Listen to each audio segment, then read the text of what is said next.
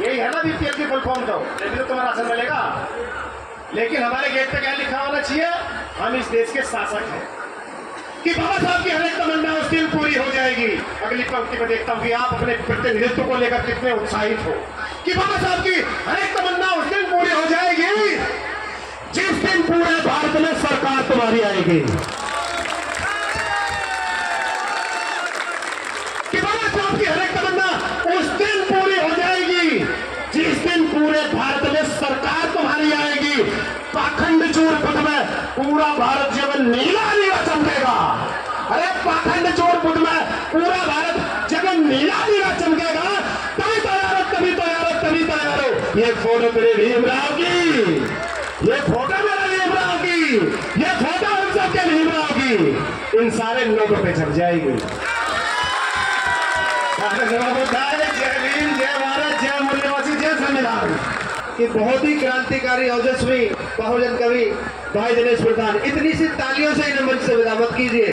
दिखाइए कि हमारी की जनता कितने सम्मान के साथ ऐसे नौजवान साथियों को जो अपनी बात अपने जोश के साथ और अपने ज्ञान के साथ हम सबके बीच रखने का काम करते हैं।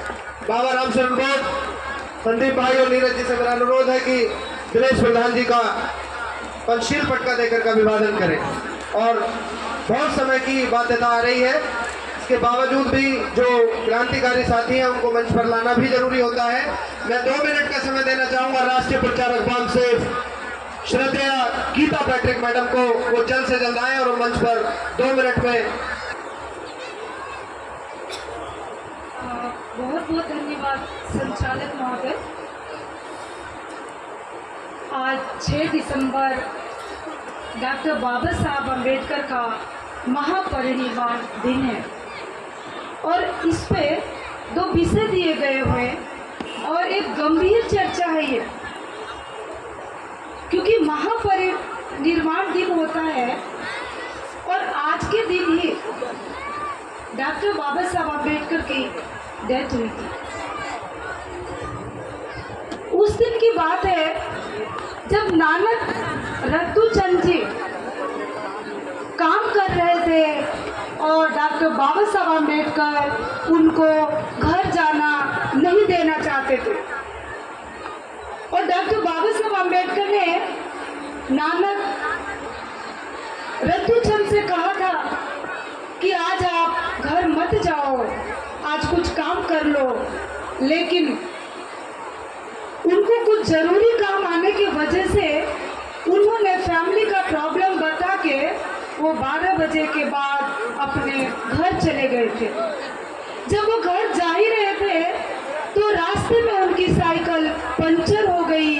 उनको घर जल्दी जाना था लेकिन साइकिल पंचर होने की वजह से उनको लेट जाना पड़ा।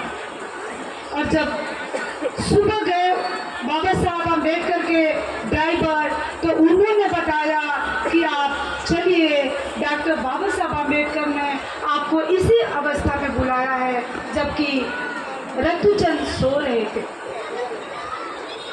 और बहुत दुख की बात है, साहब को मरने के टाइम नहीं था, वो धोखे से उनके साथ उनका मौत हुआ था। आज का जो विषय है हमारा, डॉक्टर बाबा साहब अम्बेडकर कहते हैं जिस कारवा को मैं इतनी मुश्किलों से और दुश्मनों से टक्कर लेकर यहाँ तक आया हूँ, उस कारवा को अगर जो आप आगे नहीं लेके जा सकते हो तो उसको पीछे भी नहीं लेके जाना। और ये बहुत बड़ी बात है। आगरा के रामलीला ग्राउंड में डॉक्टर बाबा साहब अम्बेडकर ने पूरे उत्तर प्रदेश की जनता को रोते हुए बोला था, मुझे पढ़े लिखे लोगों ने धोखा दिया। और ये उत्तर प्रदेश के लिए चुनौती है और हम लोगों को केवल 1 दिन और 2 दिन साल में जगने के बाद हमको अपने अधिकार नहीं मिलेंगे। क्या हम अपने दिल से सोच सकते हैं कि हमको यहाँ तक लेके आए एक अकेला अम्बेडकर? उस जमाने में हम सभी लोगों को बचाने के लिए एक संविधान लिख डाला था। आज हम करोड़ों की संख्या में हैं, करोड़ों की संख्या में है, लेकिन डॉक्टर बाबा साहब आम्बेडकर के दिए हुए अधिकार को हम बचा नहीं पा रहे। हम आते हैं, मंचों पे भाषण करते हैं और चले जाते हैं। तो हमारे कथनी और करने में फर्क है, इसलिए हमको आज़ादी नहीं मिल रही है। साथियों, जिस दिन बहुजन समाज के लोग जग जाएंगे, उस दिन शासक वर्ग बन सकते हैं। जैसे जंगल देखा है, एक जंगल का राजा शेर होता है, ऐसे ही जिस दिन बहुजन समाज जगेगा, उस दिन इस भारत देश का राजा भी बहुजन समाज होगा। लेकिन हमको जानने की जरूरत है, हमको पहचानने की जरूरत है, हम समाज और देश के प्रति हमारे क्या अधिकार है, ये हमको सवाल करने की जरूरत है। ये नहीं कि हम एक दिन इकट्ठे होते हैं और उसके बाद से हम गायब हो जाते हैं। नहीं, हमने जो सोच लिया है उस रास्ते पे चलेंगे तो हम समाज और देश के लिए काम कर सकते हैं। मैं भी डॉक्टर बाबा साहब आम्बेडकर की सिपाही हूँ, राष्ट्रीय प्रचारक हूँ, भारत देश के हर कोने में जाती हूँ, जिधर भी मेरी ड्यूटी लगाई जाती है मैं जाती हूँ और अपने समाज को जगाने का काम करती हूँ।